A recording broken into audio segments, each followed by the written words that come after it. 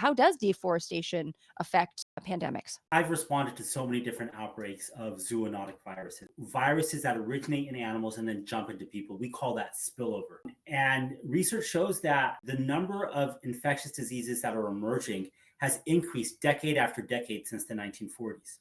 And that most Mm. of these new infectious diseases are the result of spillovers. So they start in animals, then they jump into people. And spillovers are on the rise because of human activities such as deforestation, the commercial wildlife trade pipeline, unsafe practices when raising farm animals, and then climate changes in the backdrop of all of that. The fact that we are doing things to the planet that increase the chances that viruses will jump from animals into people. And so that's the focus of my work, right? So I got tired of responding to outbreaks rather than preventing them. I found that we weren't talking enough about prevention. And to your point about like how does something like deforestation drive infectious disease emergence? Well, Yeah. there's a few different reasons, right?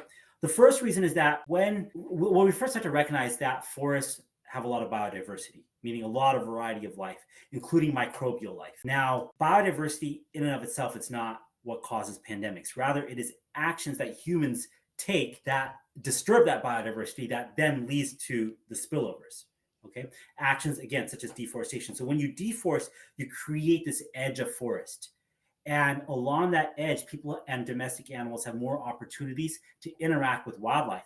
That creates the physical interface that allows spillover to happen. So that's reason number one. Reason number two is just like people, when we're stressed, we're more likely to get sick. The same goes for wildlife. When they're stressed because they're losing their habitat, they're more likely to get sick, shed pathogens that can then infect us. Reason number three is that deforestation leads to loss of biodiversity. Now, some species are specialist species and they're only evolved to live in that forest. And so as the forest disappears, those species disappear. Yeah.